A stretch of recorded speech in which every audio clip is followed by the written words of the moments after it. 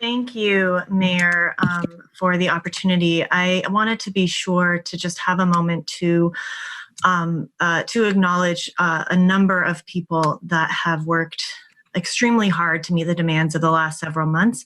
As you all know, it's been a budget year unlike any other, so I appreciate a couple moments for me to acknowledge the work of several people. First and foremost, I want to extend my gratitude and my admiration for my absolutely phenomenal staff for their unmatched dedication and professionalism through this time of immense change, anxiety, and adversity.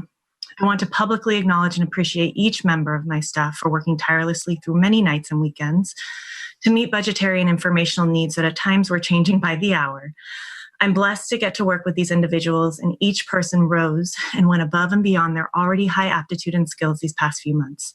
I'm humbled and honored to get to lead this office.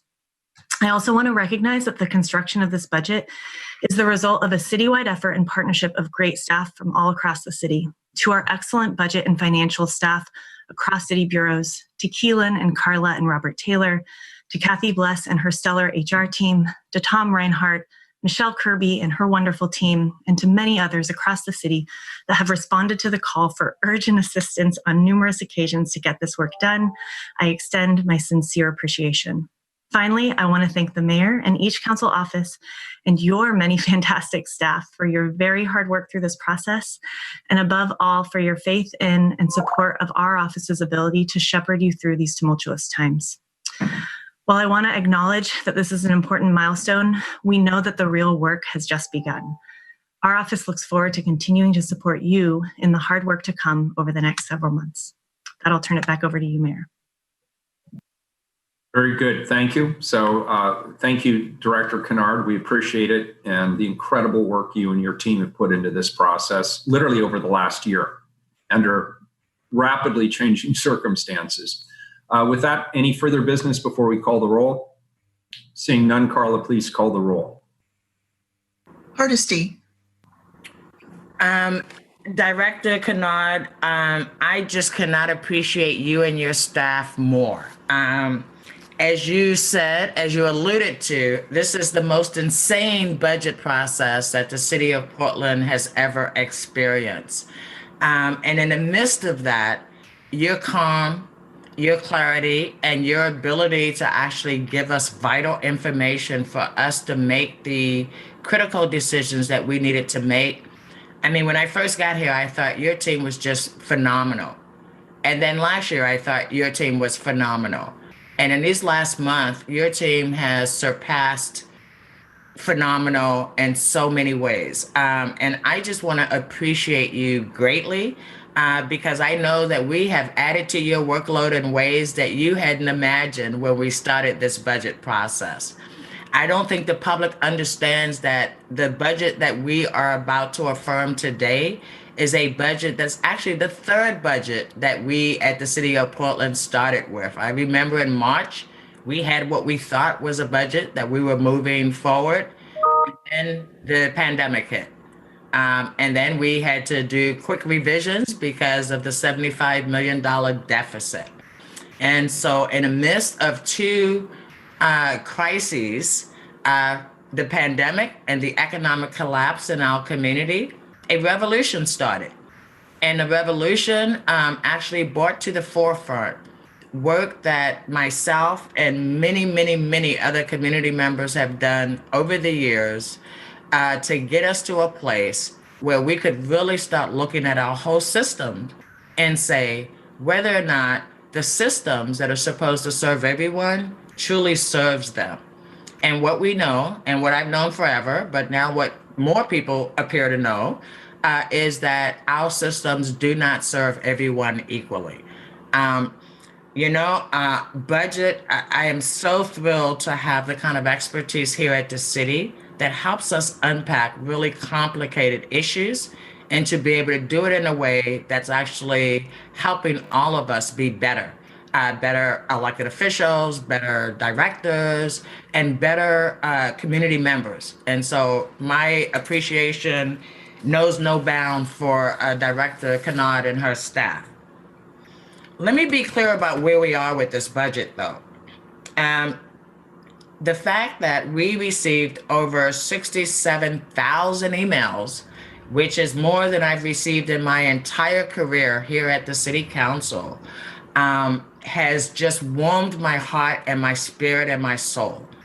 The fact that we have thousands of young people every night taking to the street in nonviolent protests to point out the inequities in the system also warms my heart.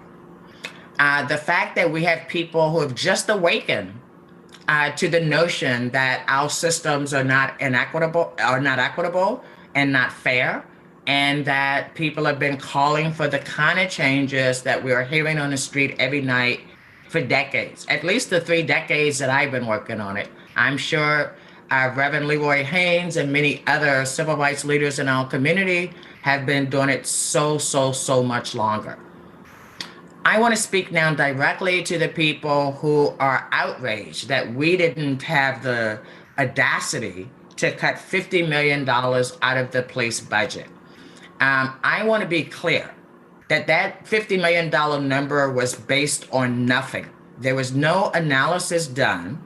And had there been, I would have been the first one to have actually reviewed the analysis and made a determination about whether the analysis would hold up.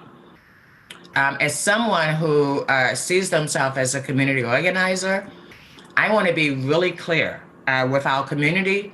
You have won significant changes in the police bureau budget, starting with a $27 million reduction from the $5.6 million that the mayor had required across the board for all city bureaus, and going back and looking at what are the most racially unjust programs within the police bureau, and what do we need to do as a council to ensure that we are not just gutting the police bureau, but that we have a vision about where we're moving.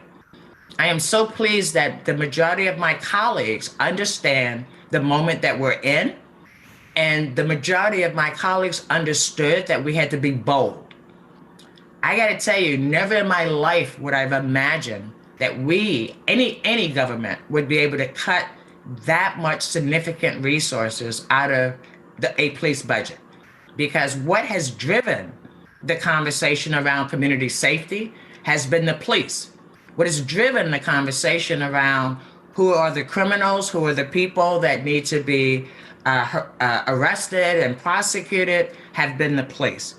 And because they have people who all day, every day send press releases out to paint a picture of crime and to paint a picture of what the crime looks like and in what community it happens, the community as well as elected leaders have been followers in determining whether or not we were creating a safe community. Elected leaders are no longer going to be followers. What we're going to do is lead. What we're going to do is actually recreate a system that will allow for all community members, regardless of their skin color, regardless of the language they speak, regardless of the country they were born in, regardless of the disabilities that they live with, we're going to create a community safety plan that will ensure that you won't have to worry about who shows up when you call 911. Will all this happen overnight? Absolutely not. But what I know for sure is that the majority of my colleagues are committed to the hard work that happens the moment we pass this budget. And that hard work is going to be intense, and it's necessary. And the next 90 days are going to give you the confidence that not only has this city council heard you, we didn't stop at the police budget. We are looking at how do we hold police accountable, which what we currently have IPR is actually, it doesn't work, it never has, and actually it's probably designed not to work. So we're going to be looking at that. We're going to be looking at who we recruit to be a member of our community police force. We're going to look at how we train people who will become community police officers in our community. Never again will we allow police to be the only people training police to be community police officers. This council has taken on a mandate, and I am really, really proud that my colleagues, and let me just say to Mayor Wheeler, it has been a pleasure to go through this process with you, because I know where you were just a month ago, and I know how committed you were to the path that we were on. The mark of a true leader is one that when they get new information, they change. And that's exactly what I've seen you do over this last 3 weeks. It has been a pleasure to watch the growth, the new understanding, and the new dedication to making sure that when we leave office, the city is going to be a whole lot better off. I am so proud to be a colleague of yours, Mayor Wheeler. Commissioner Fritz, I also want to say to you, I know that this was a hard place for you to get to, and I am so appreciative that you were open to hear from community, that you were open to those late night phone calls with me, and that we were able to, as the leadership of this city, to take advantage of this moment to make sure that we were putting the right pieces in place so that we could start the community healing and the reimagining community safety. I also want to say that the hard work is really just beginning. And what I know is there are a lot of people who are taken to the street every night who have not had a government 101 training class, have not before this month actually understood all the work that community and government has done to lead us to this point. Let me be clear and say that that $50 million number was not based on any rational analysis of what we do in the police bureau and where we're headed in the future. And I would hope that community members would take a moment to celebrate this incredible moment that we're in. I understand that that $50 million number came because in Los Angeles, there was an action by the council to cut $150 million out of the police budget. Well, let me just say, if you have $1 billion+ police budget, cutting $150 million is like cutting out your petty cash. That's not transformation. Let me also say, when people say just like close the police bureau and start over, I will bet you $1 that in Minneapolis, they will be in litigation for many years because the union will not go away without a fight. And that fight will be fought in courts. And while that court fight is taking place, the city of Portland will be fundamentally changing how community safety happens, who shows up, and who we hold responsible for their activity, and how we make sure that we have accountability built into the new system that we're building. I want to take a moment to say to Chief Chuck Lavelle, you are stepping into your role as Portland Police Chief at a time that I wouldn't want my first enemy to step into that job. But I want you to know, and I want the public to know, that I have confidence that you are the right leader in the right position at the right time. And it will be my honor to work with you to right this ship, to ensure that we have a police department that understands that they are community servants, they are public servants, and they must be partners with the community to solve crimes. Police cannot be effective if the community does not trust them and does not believe that they are working on their behalf. And so what a whirlwind these last couple of weeks have been. Thank you to the 700 people who testified. And I just want to say, I have to say this, and I'm sorry I'm taking so long, but I've been holding this stuff in for a while.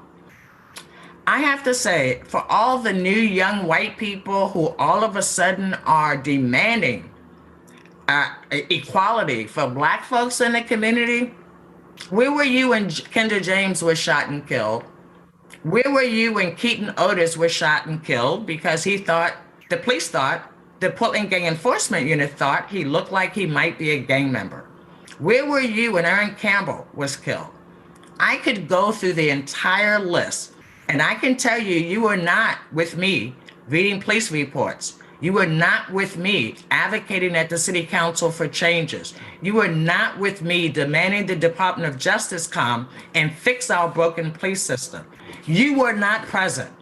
And I want you to know that it is not appropriate for you to say to me that I have not gone far enough.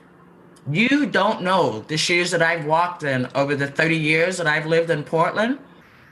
And I am honored to have a seat on the city council in this time where we are making transformational changes. There's nowhere else in the world I would want to be. But I'm going to lose patience with people that tell me that I don't know what I'm doing and I have not done enough for police accountability in this community. If you think you can match your resume to mine, contact my office and we'll talk. But after having said that, I am proud and honored to support this budget that starts the process of us collectively reimagining what our police force looks like. I am proud to vote aye. Eudaly. Well, I want to start by thanking Director Kennard. As I've said before, every year's budget has come with a unique set of challenges, and this was no exception. I can only imagine what your workload has been like over the last few weeks, and I want to thank you for helping us navigate this moment. Last week, I voted no on the amended budget. Not because I didn't support the amendments, I voted yes on all of them, but because I agree with the more than 72,000 constituents that had emailed my office, the tens of thousands of protesters in the streets, and hundreds of community members who testified on the budget. We need to do more. I took a principled stand after being frozen out of the final decision by my colleagues to give voice to the community, knowing that my no vote would make no functional difference. The budget would pass with or without me and take effect on July 1. And that's precisely what will happen today. My primary concern was that although we were cutting specialty units, position authority, and scope of work, because there are over 60 long-time vacancies and an anticipated 40 retirements in August, we were not reducing the overall number of sworn officers employed by the Bureau. The community's demand for $50 million in cuts roughly correlates to police budget increases over the past few years. My amendment to cut 50 vacant positions would have cut an additional $4.7 million from the budget, still nowhere near the $50 million target, but another step toward it. I'm looking forward to a much more transparent police budget that will allow us to make precise and well-informed cuts to the Bureau in the future. I want to acknowledge that the work required to coordinate and collaborate with other offices on legislation is challenging under normal circumstances. It's been especially difficult during the shutdown. Since last Thursday, it's come to my attention that there were lapses in communication between our offices. I take responsibility and apologize for any shortcomings on the part of myself or my office. But that's all in the past. What's important now is the work to come. These amendments are just the beginning of transforming law enforcement and re-envisioning community safety. I'm looking forward to working with my colleagues, community organizations, and advocates to ensure we put new, safe, and equitable systems and supports in their place. I hope to participate in the conversation with TriMet about a community-based solution to transit safety. PBOT will be convening a committee to investigate the possibilities for equitable and safe traffic enforcement. And Civic Life will continue its transformation of the community safety program to help foster more connected, safe, and resilient communities.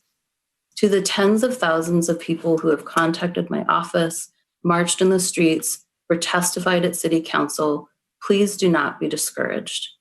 We couldn't have done this without you. And what is happening today is big. It's not everything you wanted, but it is not incremental. The amendments from the mayor, Commissioner Hardesty, and my office total an additional $15 million in cuts for a grand total of $27 million. And we've eliminated some of the most problematic units in the Bureau. Please take a moment to celebrate this victory and let it fuel your fire, because we're not done, and we still need you to bring pressure to bear on your elected representatives at every level of government and continue doing the important work in our community. The next opportunity to revisit the police budget, position authority, and programming is the fall bump in September. We will be renegotiating the police contract early next year, which, believe it or not, is when the next budget process will be underway again.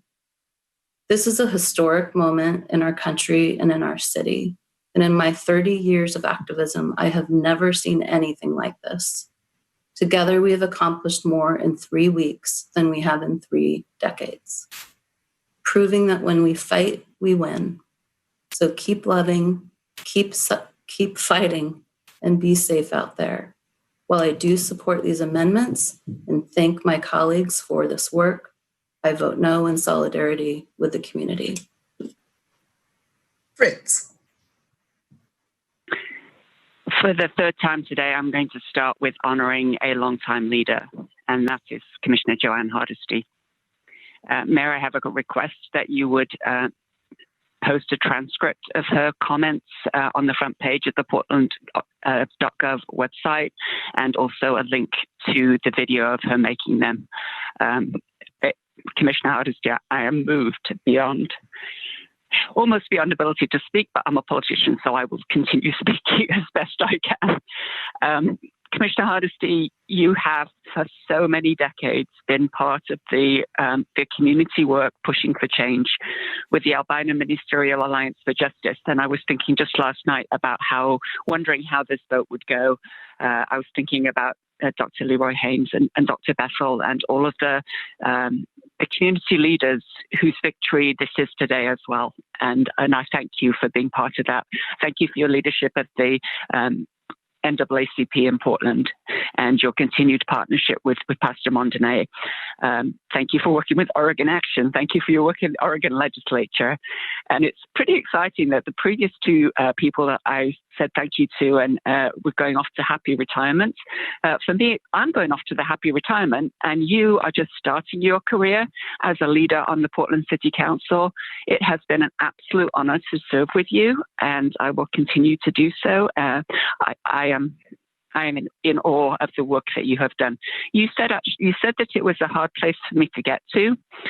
Actually, my thinking has been, if ever there was a time for white people to be quiet and let other people have the floor and tell us what they want, this was it.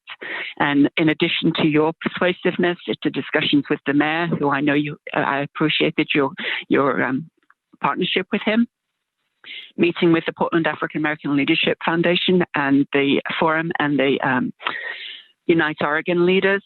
Those were the voices that brought it home to me. And what I'm so impressed with is the care in which you have approached this, that it has been not just accepting that 50 million is a good round number. It was looking at what should be cut in the police and what should not be cut. And I also appreciate and share your support of Chief Lavelle, and that this budget and the level of cuts, the careful cuts, will allow him to lead the Bureau in a new direction to the place that we want. And it will allow the more diverse officers, the younger officers who've recently been hired, to be able to continue changing the force whilst some of the retirements can happen. So thank you for your measured approach, and just, as I say, it's an absolute honor working for you and with you. I feel like sometimes I'm working for you. I do also just want to mention that, and I'd be honored to do so, but I'm not actually looking for a job in retirement.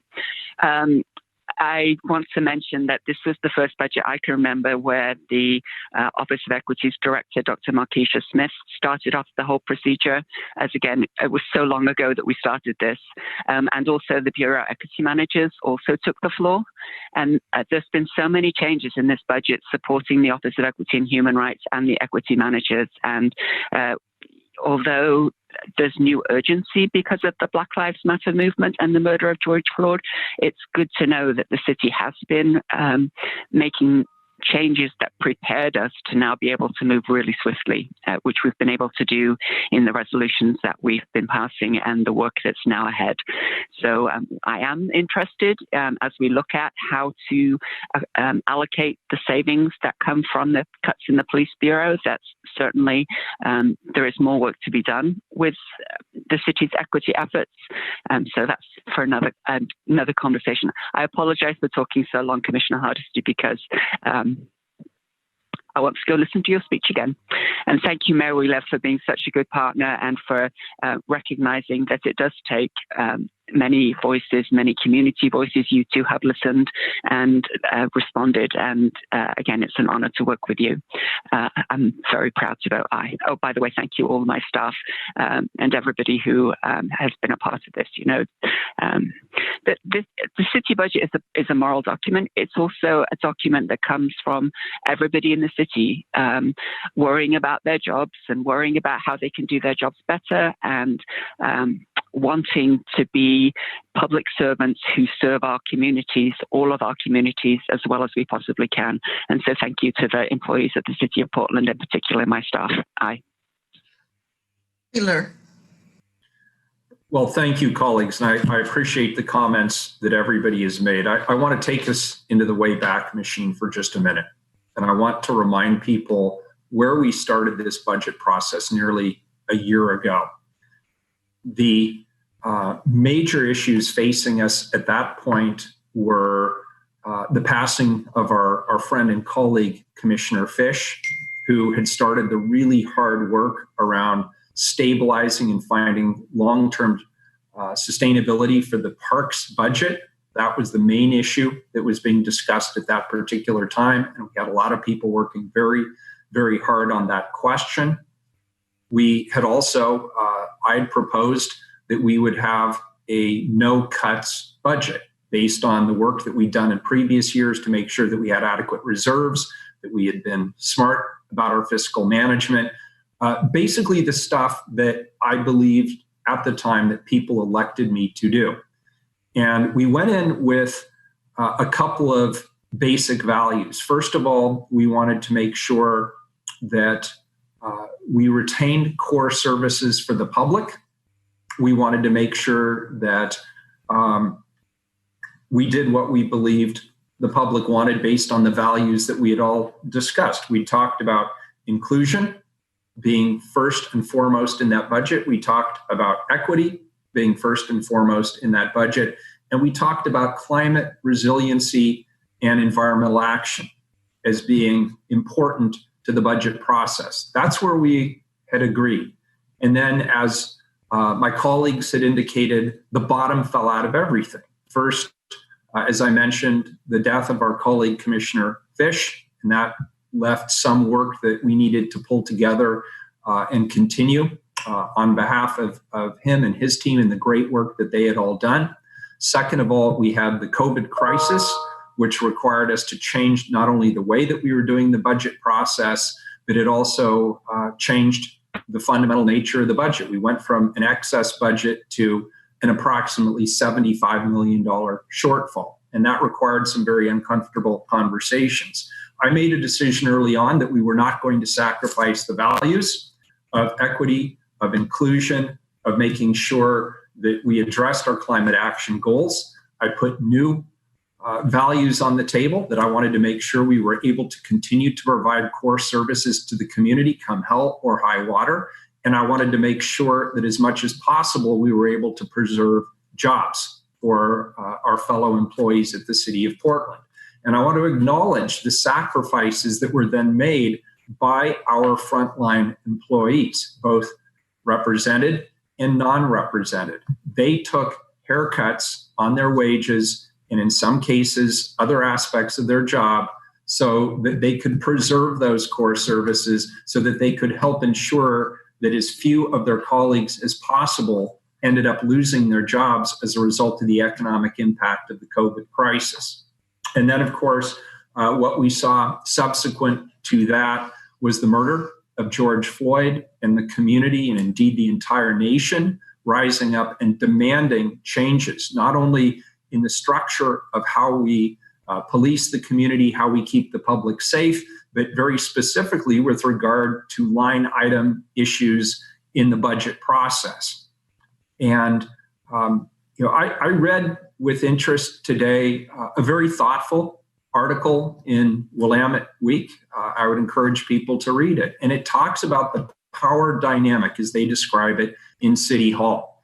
And they leave unanswered a question that the article raises, which is, why am I deferring to Commissioner Hardesty during a time of crisis on police accountability, particularly given that I am the police commissioner? And I want to answer that question directly. And first of all, I want to second what Commissioner Hardesty said. She said she has enjoyed the partnership she's had with me. Commissioner Hardesty, I have obviously enjoyed the partnership that I have with you. And it's actually been a phenomenal partnership, and it's one for the ages, and it's one that I really respect and appreciate. But there's a reason why I think it's important to listen to Commissioner Hardesty, in particular during this time of transition around our definition of making the community safe for everyone. Number one, not to state the obvious, but she is the only person of color elected at present to our city council. And not only that, she serves with lived experience as a Black woman and as somebody who has spent 3 decades dissecting, thinking about, being introspective about, asking lots of questions, and being in contact with members of the community around policing and public safety specifically.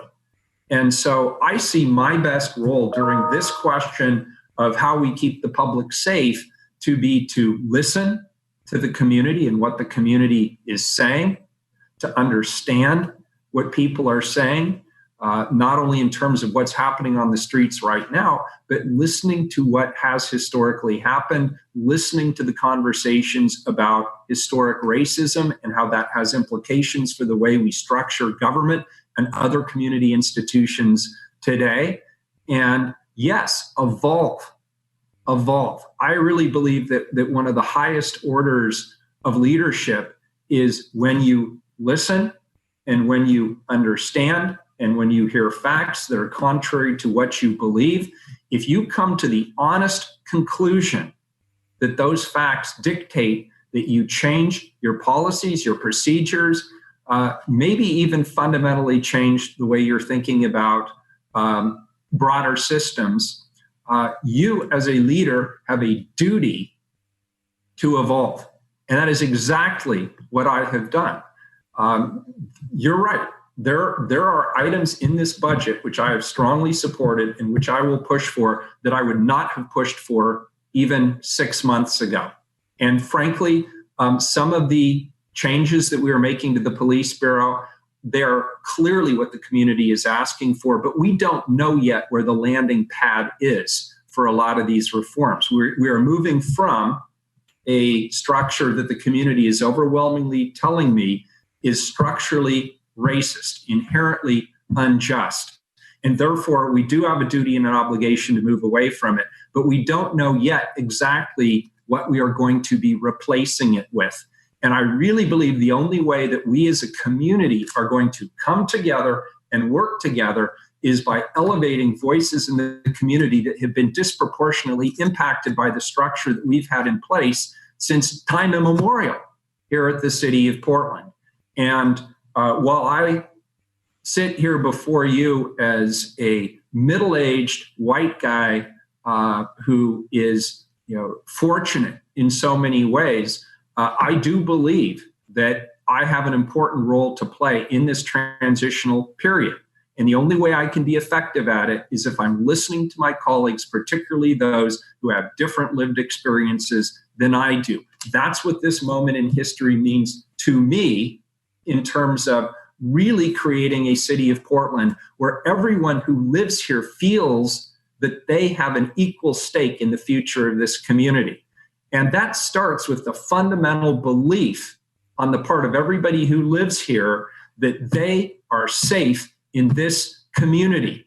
And whether we like to hear it or not, regardless of what personal views we may hold today, the reality is very clear. It's in our face. It's unmistakable that many, many people in this community who are residents in this community, they are our neighbors, they are our coworkers, they are our friends, they do not feel safe in the city of Portland. And that requires me, as the leader of this city, to fundamentally rethink what safety means in this community. And now I'm going to say this. I not only support the reforms that we've put on the table, and I would argue this is the beginning. I actually believe we are biting off a lot right now, because keep in mind, once we vote for the budget, we still have to implement all of these changes. And as many of you know, I have proposed the most significant overhaul of oversight and accountability to policing probably this century. And there was a really good piece that was in the news a couple of days ago, and it talked about how difficult that lift is going to be, because it requires not only bargaining with our collective bargaining units, it also will require legislative changes, and it will require the city council to make some difficult choices as well. But I am 100% committed to it. It would be a fundamental restructuring of accountability in our system. And that is what the community is asking me to do. No matter how hard it is, that is what I'm committed to working with my colleagues to get done. Next of all, while I take full responsibility for continuing to work with my colleagues on police accountability and police reform, this conversation cannot end there. We will not have an inclusive, welcoming city or a just city if we can even say we love the way our public safety system is organized. That's not sufficient. That's not going to do it. We still have other institutions we need to talk about here in the city of Portland. We need to talk about educational outcomes for our youth, particularly our youth of color, particularly for Black youth in this community. We need to talk about healthcare outcomes. Back in the day when I was the Multnomah County Chair, we piloted something called the Health Equity Initiative. And still today, as then back in 2007, 2008, you can take a push pin and you can shove it into a map of the city of Portland, and you can pretty much predict somebody's health outcomes 40 years from now based on where that push pin was stuck into the map. That is not equity. That is systematic injustice. It is a form of racism, and we need to address that. Then there's the questions of the private sector. My friends in the private sector, banking institutions, lending institutions, whether we acknowledge it or not, the fact of the matter is you can just look at all the data you want, and what you can see is entrepreneurs and business owners of color and people who are seeking to buy homes and finance homes. They're disproportionately denied access to the resources they need by institutions that are set up to create those opportunities in the first place. We need to talk about that. And then there's our systems of care. And somebody earlier today, I think it was Edith, talked about the mental health system.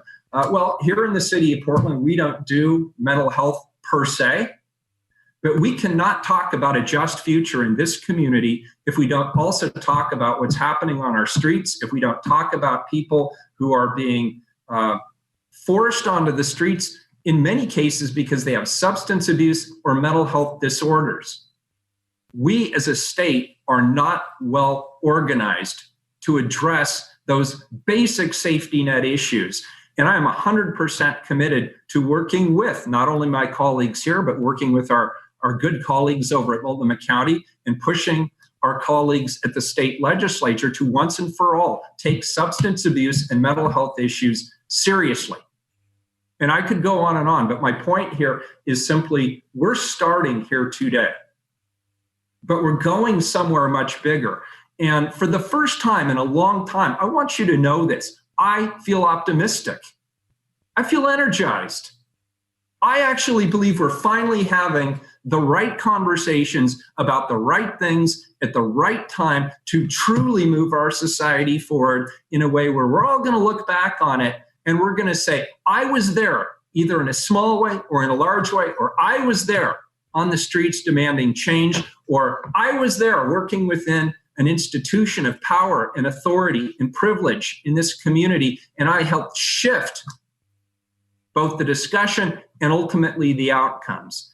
And so to you who are out there, and I know as I speak, there are hundreds of you out in front of my apartment building, and please be really nice to the lady who works there. She's a very sweet person.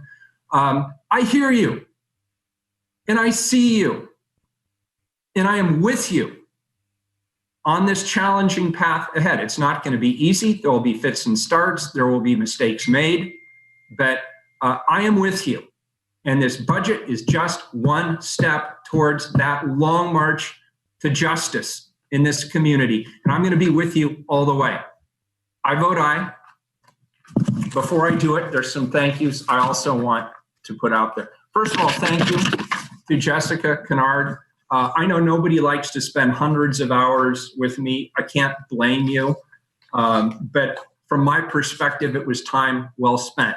I want to thank my team, who worked very, very hard on this. Kristen Dennis, before she went out on maternity leave, worked really, really hard on this. My other staff members, my two deputy chiefs, Jamal Fox and Sonia Szymanski, worked really, really hard on the budget. A lot of other people, our bureau directors, who gave us innovative, creative, thoughtful ideas on how we could hold this budget together during very, very challenging circumstances. You guys were fantastic, and I really appreciate it.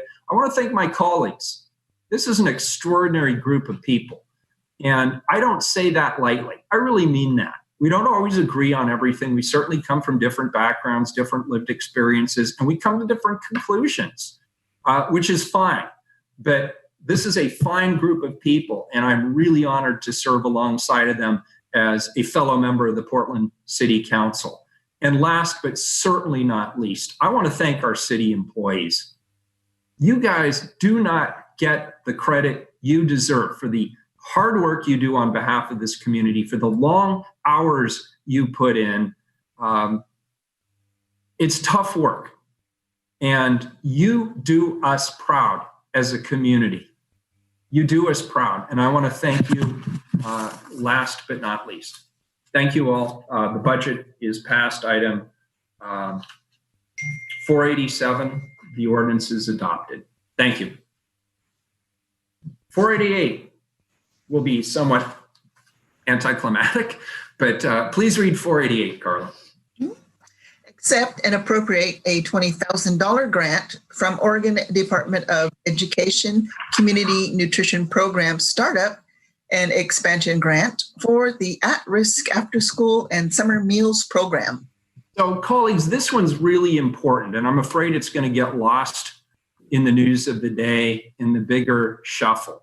But as I was going through my long list of inequities, the lack of shared economic prosperity in this community rings large with me. And that's why the work we've been doing through Prosper Portland, the Housing Bureau, and elsewhere has really elevated this question of equity. And this is one important way that the Parks Bureau is doing their part. This is to accept some funding from the State Department of Education, and it's going to help expand what I think is a really good and important program in the Portland Parks Bureau. It's called the Lunch and Play Program. And as you know, Parks and Rec is unable to present the summer free-for-all this year because of the COVID. So obviously we can't do that. And then there's still the need to keep up physical distancing. But we've also seen that the widespread layoffs and economic dislocation created by the COVID crisis has made hunger and food security a critical issue this summer. This grant's going to help supplement some of the existing Bureau funding, emergency COVID response funding, and support from private and philanthropic partners to help with the kids. And I just want to extend my heartfelt thanks to the Oregon Department of Education for supporting the Portland Parks and Recreation Bureau in this important effort. I want to thank all of the folks there who are working with all of our folks here to make this a possibility. And I will now turn this over to, who am I turning this over to? It looks like I cannot see on my screen because I'm not smart enough to make it work. Who's doing the presentation on this item? Hi, Mr. Mayor. This is Kelly Torres from Portland Parks and Kelly. Recreation. Hi. Good afternoon. It's good to see you. Thank you. Good to see you. You're welcome. Thank you, Mayor and Commissioners. The Oregon Department of Education has been a consistent and generous contributor to Portland Parks and Recreation's Lunch and Play program for many years. Approval of this grant will provide necessary funding to bridge a summer meal accessibility gap, ensuring children and youth have local neighborhood options to receive free and nutritious meals while schools are closed. Portland Parks and Recreation's annual free lunch and play program begins on Monday, this Monday, June 22nd, 2020. It is important to note that this year's program is significantly different. Lunch and play is part of an expanded emergency response effort by the City of Portland and area school districts to provide food security in the wake of COVID-19. I am honored to be a part of the ECC food security team. My colleague Charity Montez and I had the chance to brief Commissioner Hardesty yesterday on this important work. Data from our school district partners who have been serving meals at select sites since March predict we will be meeting a need 5 times greater than we have seen before. The Parks Bureau has prioritized capacity and resources to meet this need. We are here for it. Lunch and play meal service will be held at lunchtime or early afternoon at 26 sites all summer long, including 16 parks and 10 mobile sites citywide. The lunch and play schedule is now available online at portlandoregon.gov at the parks page. Any questions? Mayor, if I may. Yes, you may. Sorry, I was fiddling around trying to find that unmute. Commissioner. I saw you. I was trying to be patient. I knew you'd find it. I appreciate that. I just want to really appreciate the team that is addressing our food insecurity needs in Portland. Kelly and her partner are doing phenomenal work, and I want to uplift the fact that they are really branching out and working with folks who the city of Portland has never worked with before. And I just want to say how frustrated I get when we actually fund the same people over and over and over again. And that list that Kelly and her team have developed is pretty phenomenal. I also want to say that I don't want anybody to think that $20,000 is going to fund our entire summer food program. So we appreciate the donation from the Oregon Department of Education, but it's going to cost us significantly more. And let me say that the ECC is committed to prioritizing food insecure households at least through the end of the year, because